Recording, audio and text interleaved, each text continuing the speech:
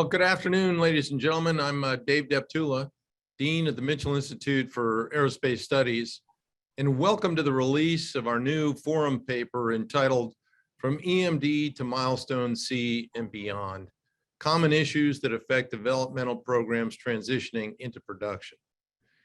Now, let's be honest, the Department of Defense, the Air Force, and Congress have been trying out how to deliver dependable, forward-leaning capabilities faster and on budget. If you laid out all the acquisition reports end to end, I'm pretty sure you could cover the beltway around DC, if not further. However, there's reason for hope that new efforts currently underway, like the B-21 and GBSD, are trending well in this regard, given recent feedback from a wide variety of sources. Heck, when some of the most cynical voices in Congress are saying positive things about these programs, something must be working. Today, we're here to explore these dynamics. Lt Gen Mark Shackelford, who last served as the military deputy to the Assistant Secretary of the Air Force for Acquisition, recently drafted a report looking at some key variables regarding what allowed some programs to succeed while others experienced marked challenges. To be specific, he examined variables around the Milestone C marker, the critical transition period from development to production, and identified several common issues that are important for today's leaders to consider as they seek to deliver capabilities on time and on budget. So, to further explore these issues, I'm also pleased to welcome with us today Mr. Randall Walden, Director and Program Executive Officer for the Department of the Air Force's Rapid Capabilities Office, and retired Major General Dwyer, former Program Executive Officer for C3I and Networks. So gentlemen, welcome and thanks very much for joining us. What we'll do is start with a summary of the paper. And just as a note to our audience, please feel free to raise your hand during the presentation anytime, and we'll get to your questions on the second half of the hour. So with that, over to you, Shaq. Thank you very much, Dave, and thank you very much to the Mitchell Institute for taking on this paper. Thanks to Dwyer and the folks at Dayton Aerospace for doing a great deal of research to bring this about. So let's start with the paper. Okay, major defense acquisition programs are infamous for failing to deliver new weapon systems on time and on budget. Few studies, and there have been many, analyze performance across many programs. This study attempts to determine systemic issues, identify lessons learned, and point to prudent courses of action. So what is Milestone C? Milestone C is the decision to begin production. It's the presumed prerequisite for entering low-rate initial production, operational test and evaluation, and full-rate production. In principle, it affirms that we have a stable design that will meet requirements, that system software is mature, that there's no significant manufacturing risk, that cost and schedule are well understood, that production capabilities are ready, sustainment plans in place, and the first production lot is fully funded. In practice, however, significant development work often occurs during LRIP.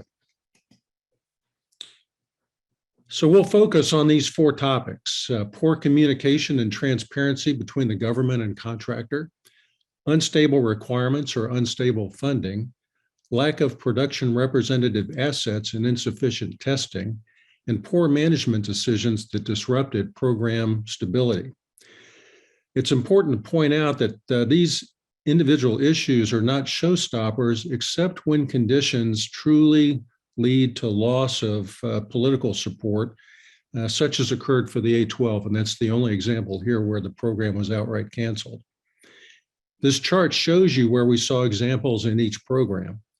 Note that all of the programs entered EMD at or before 2000, which is prior to the Weapon System Acquisition Reform Act of 2009, better buying power, and the more contemporary strategies like mid-tier acquisition and the proliferation of use of other transaction authorities. So communication is key to managing program risks through development and early production. Development of superior or cutting-edge performance systems is fundamentally risk-prone. Unrealistic assessment of progress and risks or relationships that inhibit problem-solving lead to realization of those risks. Government industry should manage risk proactively, which requires accountability and trust. A culture of mistrust or an arm's length relationship does not allow for flexibility to solve problems. And this also applies to prime subrelations. We saw problems here, particularly on C-17, A-12, and F-22. Requirement definition and cost estimates should, but don't always, lead to a stable program baseline. Requirements added due to evolving threats, bureaucratic wrangling, or gold plating can force expensive redesigns. Role changes or added mission capability affected the B-2, F-22, and F-35. KPP changes affected B-1 and C-17. Funding may be underestimated. Services may redirect funds, or Congress may withhold funds. This was important for A-12, C-17, and F-22. Unstable requirements and funding can drive major cost and schedule growth, for instance, on the B-1 and F-22. And this often leads to reduced procurement quantities that then increase unit cost, affecting B-1, B-2, F-22, and C-17. Transition from EMD to production also coincides with early operational testing. Real-world testing often reveals problems missed in the lab or technologies that work fine independently but fail as part of an integrated system. Examples are the avionics for both F-22 and F-35, or the refueling boom or the remote visual system for the KC-46. Unavailability of representative test aircraft can delay important testing, which can lead to issues only being discovered in early production aircraft. For instance, the F-22 had 2 lots of what they call production representative test vehicles, which, though possibly delivered on time, were delivered with travel work that took up to a year to resolve before the aircraft became productive. C-17 suffered from late deliveries that affected flight test efficiency. Schedule margin for fully integrated flight testing before Milestone C is often short and sometimes non-existent. Pressure to begin initial production, sometimes before flight testing begins, also affected programs such as the B-1 and the C-17 that entered LRIP before first flight. Early production aircraft often require extensive retrofits and fixes, which consume additional time and money, example, F-35. The prime contractor has wide flexibility to make decisions on locations, suppliers, and leadership. Poor choices can result in increased costs and schedule delays. Integrating the many parts of a complex combat aircraft requires good management from both the prime and the government. Poor management decisions often impact program stability, which tends to have unintended consequences. Sometimes decisions that make sense for short-term financial political reasons often have impacts downstream that outweigh their benefits. For example, the implementation of total quality management had a profound effect on the beginning of the C-17 program. Mistaken assumptions about feasibility, risk, and program structure and pursuit of progress payments affected A-12. The B-2 began manufacturing before design was complete, and F-22 underestimated cost and schedule and suffered from a very aggressive bid by the prime contractor. But it's not just industry. The government management often suffers from a lack of effective oversight. For instance, C-17 was put on ice almost immediately after contract award, then underestimated avionics, flight controls, and software. A-12 had poor oversight associated with classification, and F-22 suffered from unrealistic costs and schedule, distributed work share, and later on in EMD, a hands-off approach. Lack of flexibility compounds these management problems. Not being able to recover from a misstep or negotiate a solution to an unexpected challenge can lead government or contractor to double down on approaches with negative outcomes. One possible approach to deal with this is something called active contract management, a strategy developed by Harvard Government Labs. This is a framework for using data to adapt management processes to achieve program baselines. The government must own the technical baseline and be able to understand and assess program data. The government should make contract changes to its contract or program approach as needed. Communication should be open and frequent to avoid surprises and miscues. The goal is to build trust and partnership backed up by data-informed accountability. Trust enables all sides to focus on delivering baseline capability on time and on schedule. So the one outlier here was the FA-18E and F. How did this program manage to avoid these problems? Well, they had good relationship between government and contractor based on their prior program with the earlier Hornet. They used integrated product teams and made good use of programmatic management data. They strictly controlled requirements. They had stable funding, having only 2 minor reductions over 12 years. They had 7 test aircraft, ample time to test, a logical work share arrangement, and substantial management reserve. Of course, we got to caveat this with the fact that the FA-18EF was not a clean sheet design, but rather an evolution of the earlier Hornet. But that said, there are some fairly substantial differences between the Hornet and Super Hornet designs that affected their process. So considerations for future programs: establish government contractor trust and good communications early, then keep it as circumstances change. Maintain stable requirements and predictable funding. Ensure sufficient production representative test assets are available and sufficient time is available to conduct testing. The government and contractor need strong, experienced management teams, and active contract management can foster a collaborative and data-informed management culture. Future acquisition programs can use these principles to achieve balance between speed, capability, and affordability. Programs need to balance these considerations to deliver the capabilities warfighters need and customers expect in a sustainable way. And programs are more likely to achieve cost and schedule objectives if they take a realistic approach to inherent risks of acquisition rather than focusing on those associated with one dimension like speed or fielding or cost control. Back to you, Dave. Well, look, thanks very much, Shaq, for that overview. Dwyer, thanks again for being here. Let me offer you the opportunity to say a couple words, if you will, about what you just heard. So over to you. You bet. Thanks, Dave. First, I just want to say it's a pleasure to be here. I'm excited to see that this paper is being released by the Mitchell Institute. And of course, I'm very honored to be here to represent the Dayton Aerospace Incorporated team that provided a significant portion of the underlying research for the paper. As you probably all know, DAI is a disabled veteran small business. We've been providing aerospace consultation for over 37 years now.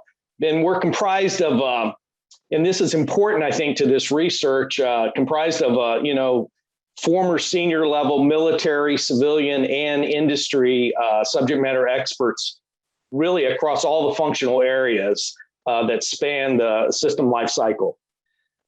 This team in particular was led by Mr. Bill Stockton, Stockman, that is a retired Air Force colonel who has extensive cost estimating and control expertise at the OSD level.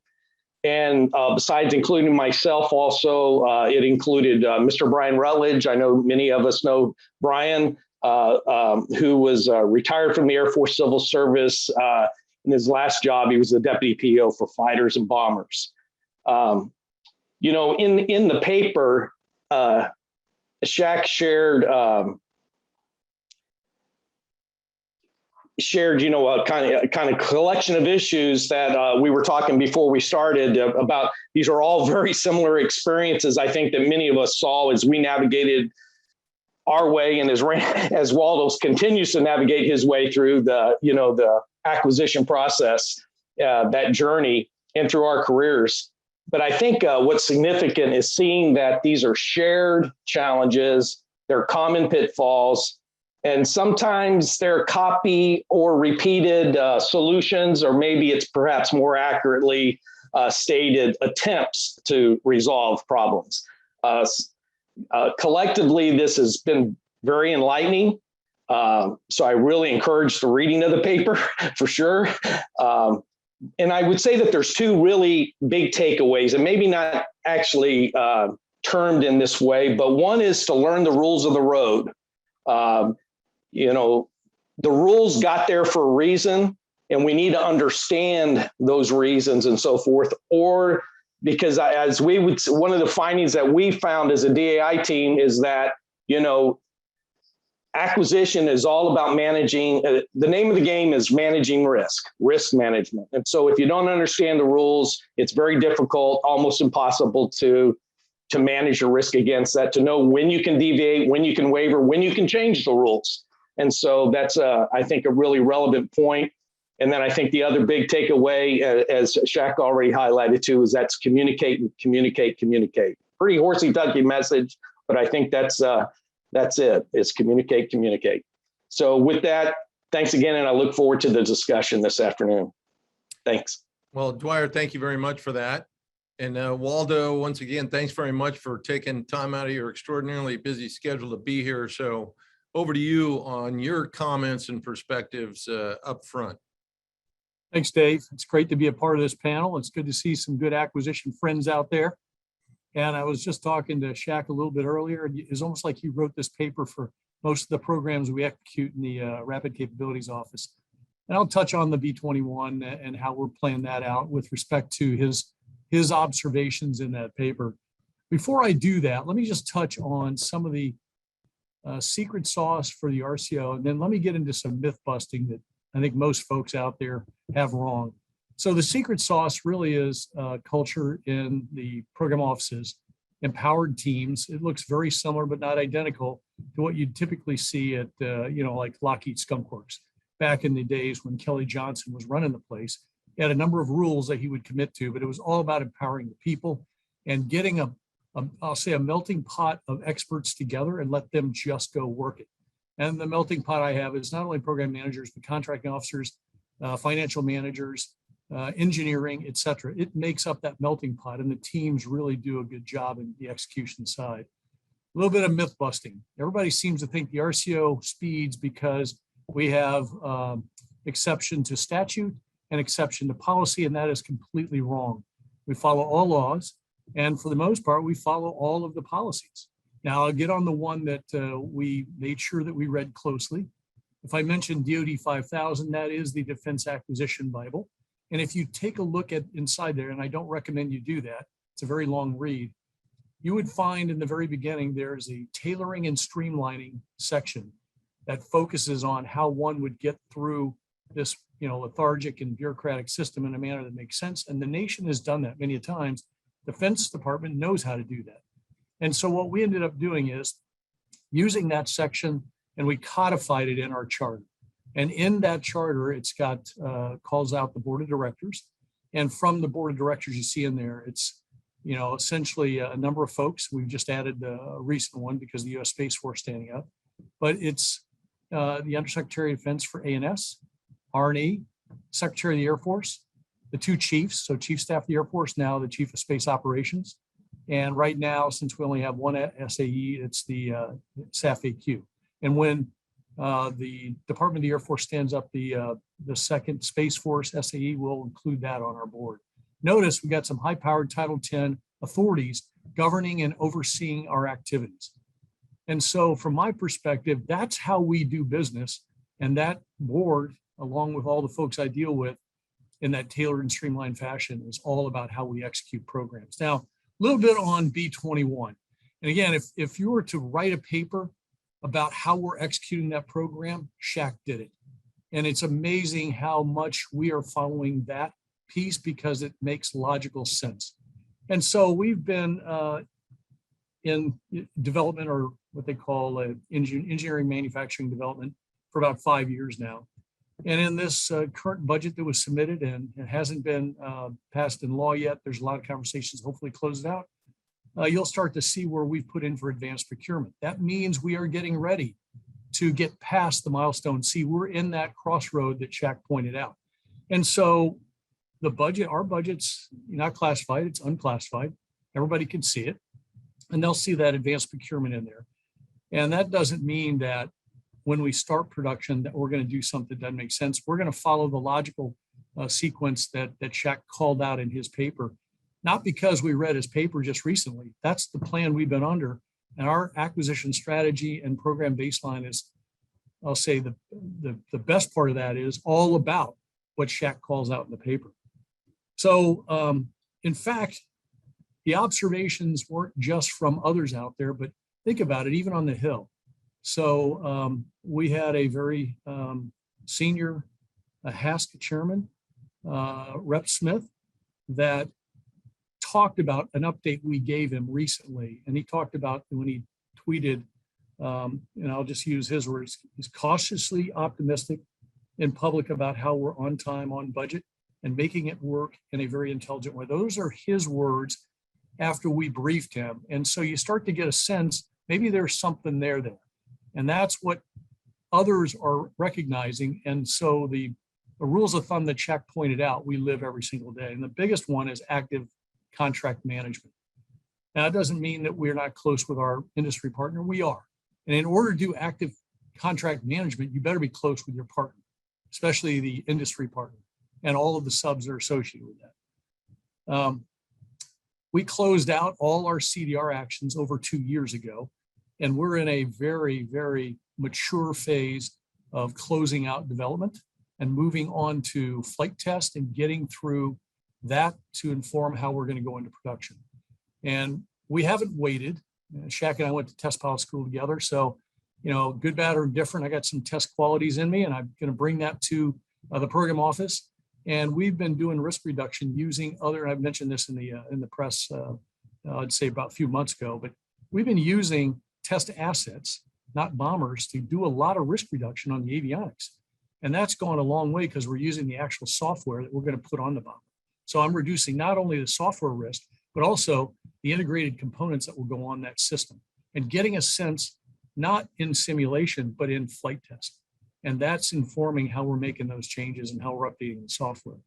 So we're in a very good place to start our production, getting past Milestone C. In fact, I'll share this with you. We actually did I'll say a very innovative way of Milestone C. Instead of having like the big bang where you come in for a big day and do Milestone C like all defense programs, we actually put it in a phased approach. So if we went in and we had an entrance and exit criteria associated with each phase, and we're going to phase it through the Milestone C, so we're not slowing the program down, but at the same time, managing the risk that Dwyer talked about in a fashion that allows our senior leadership, my board, to make a decision on how we move forward with full rate production. So thanks again for the opportunity to be a part of this panel. I look forward to the questions. Hopefully they're not too hard. Thanks again, Dave. Yeah. Over. No, thanks very much, Waldo. I was gonna kick off with one about, okay, how much of this stuff has been applied to the B-21 program, and you already answered that one. So we'll just jump right in here to some of the other issues that Shaq raised in the paper. Now, Milestone C is traditionally assessed whether software is mature as if it was a fixed entity. Does this need to change in a world where software needs to be far more dynamic to meet the rapidly evolving circumstances? And how do we assess this key capability different than, say, a physical structure? Anybody on the panel? I could start with a real world example of what we're doing. You've heard terms out there used very loosely, this thing called DevOps. So development and ops coming together. I'll share this with you. I mentioned the avionics testing we're doing currently with the software. And we learned early on, we started doing DevOps before it became a term. And what was happening was we have, associated with our program office, 3 or 4 now operators from Global Strike Command that actually participate in the program office and go through these operators in the loop and getting a feel for not just the flying qualities portion, but also how would one do an integrated approach. And that's working quite well. So from the standpoint of software, not only are we exercising in the normal software integration labs that you typically have on a program, but also taking it to flight test and having the users play with it, as opposed to waiting until we're done with developmental test and heaving it over the partition to operational test and hope we got it right. And we're doing that early in the phases. We've been doing that for over 3 years. And so the goal here is, how do I actually adjust my software so it doesn't take 24 months, but maybe 24 days or less, 24 minutes to make changes that make sense from something that's considered a deficiency and you want to get it fixed in a time limit. We've actually done that in real life in some of the software integration labs we've got going today. Now, you know this because we've talked about it. The B-21 is not just about getting the software to do this thing called DevOps. It's also, we started from the beginning with some open architecture thoughts. We had a set of standards that were created in the RCO, mostly to kind of get our family of systems so they could actually start to break down some of the highly proprietary stovepipes and software and share information at machine speeds. And the two standards are the Universal Communication Initiative, UCI, and then the Open Mission Systems, OMS. Think from the standpoint of what you'd see typically in the internet today is, how do you have a messaging standard that allows people to actually digest your data, crunch on it and share it back, or vice versa? You do it to theirs and back. And what we found was, we've got a consortium of industry partners to come together and figure out how to do the standards at the same time, work across their proprietary bounds in a manner that allows us to do machine-to-machine sharing of military information. Over. That's very good, Waldo. Appreciate that. Shaq or Dwyer, any additional commentary? The only thing I would add is that one must always be careful and prepared for what happens when you actually install it in the jet and go fly it. As we've seen on other programs that took advantage of surrogate platforms to do software work and integration and whatnot, that worked fine. But when it was put on the actual test aircraft, something about the installation, something about the way the software worked within the bus structure created problems. Case in point, F-22, which used all of those integration laboratories and airborne test beds. But then because of the architecture they were using within the software, wound up with these avionics resets that took extended periods of time to reboot the entire avionics system during test missions. So that's something that you might be able to avoid, but the important thing, I think, is recognizing that those things happen and that they do affect the efficiency of flight test. And as you now progress into your flight test program and you've designed that program with a certain number of test vehicles, which we may talk about later, that may get extended. And the one common thing about all these programs is that even though development takes longer and longer and longer and flight tests get started later and later, Milestone C almost never changes. So you wind up with a very compressed flight test program, which puts additional pressure on flight tests to determine whether the baby is ugly or not. And that's something that can rear its head in software. Over. Thanks, Shaq. To carry on with you, you pointed out in your report that most of the programs you highlighted began before many of the most recent acquisition reform efforts took effect. Most specifically, the Weapons System Acquisition Reform Act of 2009 and the Better Buying Power initiatives of the 2010s. How did these efforts change the equation? What's better? What's worse? Well, WSARA brought along some reorganization with OSD, brought along CAPE, brought along some changes in the way that we certify our programs at milestones A and B.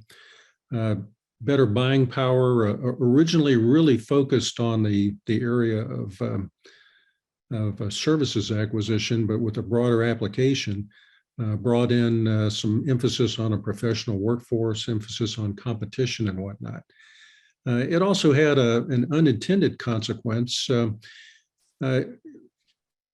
Better Buying Power really had a message of pick the right kind of contract for whatever it is you're doing. Somehow that got kind of muddled up around KC-46 time into what became low price technical acceptable contracting. And that became a sort of a pile-on. Since KC-46 was successful with it, everybody else went that way, and it wasn't always the right contracting approach to take for the programs that were being acquired. Subsequent to those, we've seen middle tier acquisition and the rise of the other transaction authority. And I would just point out one to support Waldo's comment about tailoring. Tailoring is available through the traditional acquisition approach. It's just not pursued very often.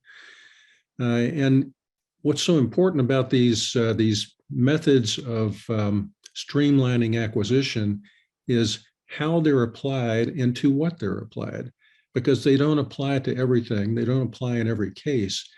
And it's possible to pick a program and make it a test case for something like Section 804 mid-tier acquisition, when in fact, that's just not the right thing for it to be. And that we have cases of that today, which eventually, and unfortunately, it takes a few years to figure out that an approach you've taken is not really a good approach. We're going to find out those programs aren't working very well through Section 804 and have to revert to something else, which will obviously add to cost and schedule. Okay, thanks very much for that. Let's talk about trust a bit. One of the biggest sections of the report focus on this notion between or trust between government actors, the primes, and the subs. So Shack and Dwyer, could you speak to us about this process from a historic perspective, what worked and what didn't in driving more trust? And Waldo, where do we stand on this today? You touched upon it a little bit. Are there practices that you see in place today that really help to engender trust? I'll mention one that I was directly involved in, and this was F-22. Early in F-22 EMD, it was sort of the forerunner of integrated product teams. And for the first few years of F-22 EMD, we had a very close relationship with the contractor through the IPTs, and I thought we were executing very, very well. There were other factors about F-22 that kept that from being realized in the long term, but that relationship was very good. 10 years later, I returned to the program, and by now we had gone through the realization that the contractor should be more than just the integrating contractor. You needed to be responsible for the entire program. And as a result, the government was pretty much hands off in how the contractor was doing business. And the government lost a lot of insight through that. That eventually developed into an us versus them mentality that had a direct effect on the end of EMD. So we have to be careful about how we treat things as time passes. We can start with a lot of enthusiasm and then find ourselves being misdirected by changes in funding, changes in political environment. And from a programmatic perspective, that's just not healthy.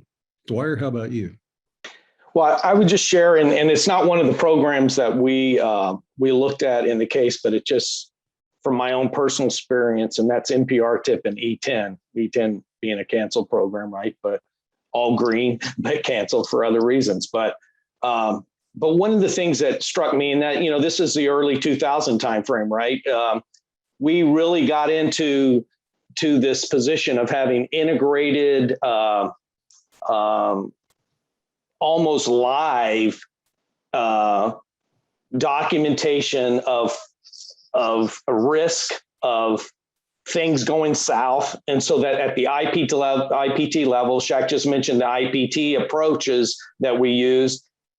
At the lowest levels, they were sharing data. It was visible to the people in the program office. It was visible on the contract team, and that allowed an all hands on deck approach to problem solving and really getting after it and understanding early and upfront when there were challenges. And that goes to that transparency.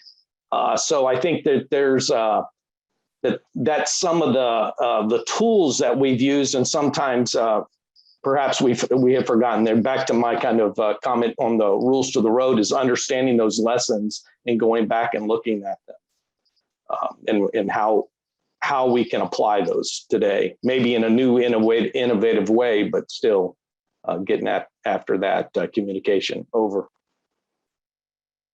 Very good. Waldo, you have anything else to add to this topic?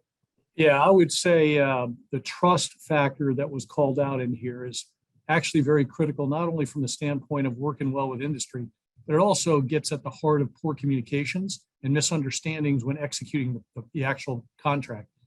So from my perspective, again, this is just using some of the techniques we employed. It's not about just talking to the program manager from the industry partner's point of view. It's usually the senior leadership, whether it's a sector vice president or the CEO. And for the B-21 and a handful of other programs that I'm executing to, I at least try to get a every other month meeting with the CEO or the sector vice president to have a conversation in a manner that gets at this particular issue of trust. And here's where I go. This is not, I always tell my team this, and I tell the industry team this. This is not about you coming in to brief me or the CEO. Because if we wanted a briefing or update, we'd get that any day of the week. This is about you presenting your program to us, how you're solving the issues, and how we can help you become successful. What do we need to do to help? And so in my role as the PEO, there's some things I can do. I have authorities that allow me to do certain things. And certainly the CEO or sector vice president has some tools they can use in resourcing and such that actually makes the program successful. When we combine those forces at the trust level you're talking about, it's amazing how well you can execute the program. Over. Very good. Another point that I know folks are interested in is that the report mentioned that classification led to a breakdown in effective oversight for a program like the A-12. Yet today, keeping programs classified seems to yield healthy programs, or at least that's what the oversight folks on the Hill are reporting. Waldo, could you speak to these variables? What are you doing now that didn't occur back in the days of the A-12? Okay, well, let me start with the bomber. First and foremost, it's not a classified program. It has classified attributes. The budget is actually unclassified. The whole world knows we're building it. What they don't know is all the details that we want to hold near and dear from a classified point of view. And that's going to continue. So I always bring it up when people talk about classifications and helpful or not helpful, is it's a balance. And so at some point you've got to balance how much you want to be transparent, not just with the American people or the Hill or within the Department of Defense, but also transparent with your adversary, because the more you are transparent, the more they're going to learn and try to counter what you're doing. So the balance is how much should you publicly talk about and share with everybody, as opposed to what's truly classified. You know this. There's classified details in programs, and then there's operational security, things that you shouldn't naturally talk about. And so the idea here, every single day, certainly from my point of view, I'm doing that balance across my entire portfolio, not just the bomber. Hopefully that helped. Over. No, very good. I tell you what, let me ask one more, and then we'll open it up to the crowd or the audience for their questions. The report clearly suggests that firm fixed price contracts are far from silver bullets for netting healthy programs. Shaq, could you talk to some of the lessons learned here, and where do you see this type of contract as being a part of the solution? And otherwise, where will it likely prompt issues? Well, I think what we've discovered is that while firm fixed price has some definite benefits from the government perspective for cost control, a la the cost overruns on KC-46, it at the same time can be very frustrating for the government. When you're working under a fixed price contract, the sharing of information is controlled by what is contractually obligated to be shared. a reduced Seadrill list, for instance, a contractor that is trying to solve problems internally to save the money that they're putting into it themselves to increase their margin on the contract. And that's where communication breakdown can be a severe problem. This occurred on KC-46. I know there was a significant amount of frustration on the part of the program office at not having the insight that they would like to have into what was going on at the program. And the contractor trying to solve problems with software that eventually required a hardware change. And while this was a bonanza from a cost-saving perspective, from the government's perspective, it had direct implications on the fielding of the aircraft because the aircraft wasn't ready to go when it was supposed to be ready to go. And even then, portions of the aircraft were not mission capable to serve the customer base that it was supposed to serve. So fixed price has its place. It's something that is fairly popular these days, and industry even goes for it. But we've got to remember that industry is going to price fixed price to cover their risk. Back to Dwyer's point on risk management. They're going to cover the risk in their price. So you may wind up with a higher price out of a fixed price contract than you would from a cost reimbursable contract, if you manage the cost reimbursable contract correctly. Over. Okay, anyone else care to comment? All right, there's a lot to discuss here. And so what I'd like to do is move on to audience questions. And for those of you who have been on these before, please use the raise hand function on the app. And then if you're new to the crowd, introduce yourself and where you're from. So with that, let's jump right into audience questions and start with Mr. John Turpak. Go ahead, John. Good afternoon. Thanks for doing this. I appreciate it.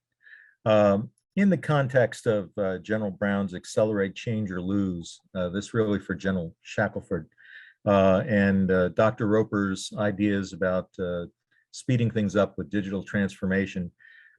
Is the Milestone system as it's currently structured the right way to be doing it? Or as Mr. Walden said, should we be breaking it up into more phases? What could be a more efficient way to go about this? Interesting question. I would go so far as to say that the Milestone system is okay, but we need to be able to tailor the Milestone system to deal with the challenges that a particular program is facing. Things like spreading out a milestone event to multiple mini milestones is one solution that's commonly taken with that. But again, the significance of the milestone events is that it gets the detail of what's going on in the program up to the very top decision makers so that they get insight into, say, the overall status of the program. And we've got to be careful to keep them informed. You know, one of the reasons that the RCO's process works so well is because they've got direct access to the key decision makers. And the key decision makers are actually part of the audience for this paper, as well as what we're talking about right here, because they're the ones that control things like funding, things like the expectations. And we got to remember that we always set expectations for a program well early before we really understand what the risks are and how we're going to deal with them. So having that kind of communication opportunity at these major milestones with the key decision makers allows us to drop into people that can't spend every day working the program, but understand the significance of making these major muscle movements, say from development into production. Over. Thank you. Just to follow up then, in your research and looking at all these programs, were there any consistent early warning signs that decision makers should be looking out for that tells you, well, wait a minute, we're headed into problems here? Is there anything consistent among the programs that should be codified as this is a red flag, let's go off on an off ramp here and figure it out? I wouldn't call anything out in particular other than the importance of communication. Dwyer made this point earlier, but communication is such a key here, and communication up the chain. So right now we have pushed a great deal of the responsibility and accountability down in the chain, down to the PEO level or even to the program manager level. In some cases, that's led to some shenanigans, but in general, the information still needs to flow back up so that these decision makers that do control at the very top level the direction the program is going, so that they're aware of things and have an understanding of the impact of the decisions that they make. Over. Okay, thank you. Okay, let's hear from Gerald Janicki. Gerald?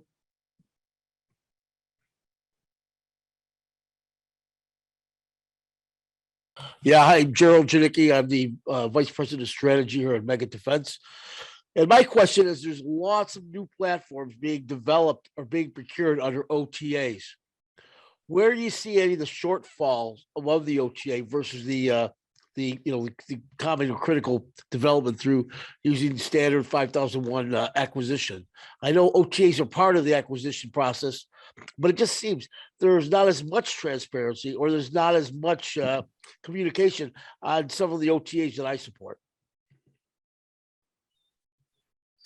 Yeah, I would suggest being a bit careful with OTAs as well as with mid-tier acquisition. A lot of these newer strategies for dealing with acquisition are really focused on prototypes. OTAs, in fact, in general, are intended to be ways to get a prototype moving. Now, a prototype's a good idea to understand where technology is going and what the maturity of technology is, but prototypes don't always lead you to faster. I'm familiar with one program in a portfolio that I work with where there's a prototype activity that's scheduled to last 5 years. They had to change the definition of the prototype to make it work within 5 years. And then there's a follow-on 5-year production process. So what could have been about a 6 or 7 year program using traditional acquisition winds up taking at least 10. Now, good news, I suppose, is you can get the OTA going without the help of the JSIDS process, and you can move things along much quicker in that partnership with industry. But once again, it's the how you apply the tool that matters here. I would be interested in what Waldo has to say. He's probably dealt with a few OTAs. Yeah, so I was gonna comment on that. The RCO's history, until recently, we've never used an OTA. We've stuck to the traditional cost plus fixed price where it makes sense. It is a tool. And if the tool makes sense, use it. If the tool is just something that you want to go use, but you don't understand how it's used or the purposes by which you want to use it, then you're probably in the wrong business. So the goal here is use the right tool. If it does help you go faster, great. But I think the Shaq's point is most of the time it doesn't help you go faster. It's really for a demo or a prototype. And that's where the best use is. And that's what we're using it for. The goal here is we use the right tool for the program. And everybody seems to think if I could just get the cookie cutter approach for all successful programs, we're good to go. That's not how this works. You actually have to be mindful of what program you're executing and how you want to go out doing, including the contract strategy. Over. All right, Yeah, and if I could, I just wanted to add one additional thought, Gerald. I think you have your I think you have your finger on it too. Is that with the OTA, because of the way they're executed and at what level and the definition behind it, it's even harder to be. I would argue more difficult, more challenging to be transparent and to get the communication up with understanding, and thus to continue advocacy by the Hill, by your own services and so forth. So OTA used correctly, as Waldo just said, with prototyping and so forth, great tool, but be careful to run a whole program on an OTA, because in the end, you have to maintain advocacy. Over. All right. Thank you very much. That was excellent. You know, we're working 3 different OTAs on 3 different services right now. They're all about fly before or drive before you buy. But again, I just don't see how this can improve if you're not doing all your full testing yet, you know, before you get to the prototypes. You know, we're prototyping things way before we get through full qualification testing. So, all right, thank you very much. Okay, let's turn to Douglas Greenlaw. Doug? Can you hear me? Yeah. Yeah, thank you, Dave, and thanks for the whole team. What an excellent presentation. My name is Doug Greenlaw. I'm the Chief Strategy Officer in a JADC2 oriented company called Research Innovations Incorporated. For Mr. Walden, your approach towards DevOps and standards suggests RCO could play a key role in future Air Force and Joint C2 systems, where software has to interface across a variety of legacy and future systems, but also keep pace with both our technology development and accelerating adversary capabilities. I noted the move of ABMS to RCO. Is RCO interested in increasing its role in JADC2? Absolutely. I think we're already there. Remember, JADC2 is the concept by which I think all the services figure out how we can share data at the same level of sharing we enjoy today on using a 21st century commercial industry technology-based internet. And so how do we do that? And understanding our data, use the infrastructure that exists today and leverage that to share our data. That means we have to think about the data we have and what we want to share that enhances our command control or battle management. And so I think the biggest challenge is, one, identifying the data you want to share in a manner that allows us to do a 21st century battle management or command control infrastructure that is not susceptible to our adversaries. And today, you know this, the Air Operations Center, I'll just pick on that one, is started in the 20th century. It's fairly dated. It uses old techniques on how to do software. Question is, can I just convert that? Well, you could try to convert it, but again, converting one thing is not the answer.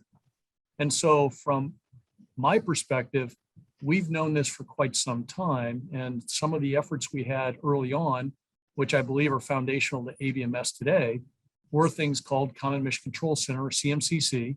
And then General Raymond, who was Air Force Space Command Commander at the time, asked me, because he was familiar with CMCC, says, could you do that for space? And that became the space version of CMCC. And the answer is yes. And so the idea here is use an industry consortium to break down their proprietary stranglehold, figure out what data you want to share, because they actually help create the data. And it's amazing how well not only we can work with them, but they can work together. Given the right environment, it's incredible how one can share data at machine-to-machine speeds, of which I believe is getting after the concept called JADC2 and meeting the requirements of ABMS today. And just quickly on ABMS, there are 2 broad components of ABMS. First one is we need a digital infrastructure that allows us to share data that we enjoy personally every day when we go log on the internet. And at the same time, we got to figure out what capabilities we want to put in there, whether it's understanding what data you want to share or adding what's called capability releases now. The first one has been out in the press, and that's modifying a KC-46 to allow sharing of information. And everybody thought it was, well, it's got to be tactical air sharing. The answer is no, that's one piece. That's a tactical edge with TAC air sharing information. And the other parts is it's the same information you'd want to share with operational, or in this case, strategic customers. And so it's all the same data. Why wouldn't you give access to all of the users, tactical, operational, and strategic, near simultaneous? Over. Thank you, sir. Good answer. Great. Yeah, Waldo, actually, I was going to ask you a question sent in by Ted Bowles, but you just answered it with regard to best practices in playing and developing a program like ABMS. So let me shift to one from Chad Millette, who writes, I appreciate Mr. Walden's characterization that the RCO does not have additional authorities or get out of jail free cards from other program offices. However, one of the key attributes that I believe leads to the success of RCO and other rapid delivery organizations like Big Safari that is different from standard program offices is that they hand select their personnel. Should we continue to try to scale the things that make these rapid organizations operate so well to standard program offices, be more deliberate in selecting all program office personnel? Well, let me try to answer it this way. I'm very familiar with Big Safari when I was running AQI in the days that I think Shaq was the MILDEP. But in general terms, I think it is not just about hiring good people. That's what, most of the acquisition folks, certainly in the Department of the Air Force, are all trained. They all know what they're doing. The issue I see in the secret sauce is you need to have that culture throughout all layers, not just at the lower layer. And so I shared this at Defense Acquisition University when they asked me to come over and talk. I can't remember the last time a program manager or a contracting officer came into me saying, "Hey boss, I got an epiphany. I want to figure out how we slow down the program and cost the taxpayer money." That's not typical. What happens is through the lethargic bureaucratic processes is when all of that starts to change to a point where you don't even recognize the program that the program manager and the contracting officer put together. So the goal here is figure out, like the tools, figure out the right mix of folks that you need in this melting pot to run the programs and empower them and support them in a manner that allows us to all succeed. Hopefully that answered the question. Over. Okay, very good. Here's another one. Speaking of slow, lethargic bureaucratic processes, given the delayed status of the NDAA and the perennial nature of continuing resolutions, let's talk about funding instability. If you had 5 minutes with members of Congress, what would you tell them about the need to keep money predictable and steady? And what's the penalty of failing to do this? I mean, all we have to do is look at some of the recent marks against the F-35. Congress is a big fan of signaling displeasure by cutting funds, but doesn't that exacerbate the issue at times? Anybody? Yeah, I'll pile on then you guys. Well, so the answer is absolutely yes. And anytime I have an opportunity on the Hill to talk about it, I put it in terms of if you want to damage a program or make it unsuccessful, do two things: create requirements and funding instability. The moment you do that, one or both, you're going to break the program and we're not delivering anything. So I will always tell them, at least from the funding perspective, when we're on the Hill, please make that stable. It's okay for them to ask us to come in and share things. And it's okay for them to mark us because they don't believe the numbers we've given them. And that to me is the right way to actually have a conversation to share what we're really doing. So that level of communication, my book seems to be reasonable and logical. The same holds on the requirement side. If the requirements are changing, whether it's generated by the Defense Department or the Hill, that drives instability in the program to where we may not have the money to cover it. And I still see that today. Over. I would just add one thing too about the requirements and funding, and the funding stability flows from it in my mind, and that is to be realistic up front. Waldo gave a great example on the whole DevOps when he talked about, he termed it, 24 days, 24 hours, 24 minutes, and trying to speed that.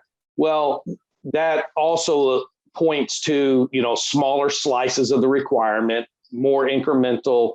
And so I think we have to be more realistic and not go in necessarily and ask for this huge burn rate that we know that we probably can, because we want to try to get it all. So again, that goes back to a transparent dialogue and trusted discussion with the folks on the Hill.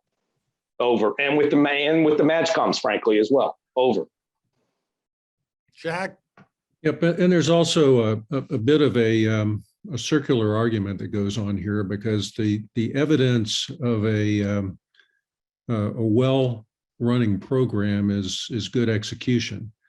But if you go in and perturb the execution by, say, changing the funding line every year, you've now taken a contractor who's put together a program based on a certain expectation, that's built up a workforce in a certain way, has applied that workforce to do some work breakdown structure activity, and that has to be replanned every time the funding changes. to the point that they often take people and take them off of your program and put them onto their overhead system or let them go. So that has no better effect than keeping things stable. Most likely it results in time added, and time added equals cost added. Over. Oh, okay. Well, everyone, we've unfortunately come to the end of Mitchell Institute's rollout of our newest forum paper, from EMD to Milestone C and Beyond. And I'd like to say to Shaq and Dwyer and Waldo, lots of thanks for sharing your insights into these critical issues. And all of you out there, please look for this report on our webpage. From all of us at Mitchell Institute, wish you all have a great aerospace power kind of day out here. Thanks, Dave.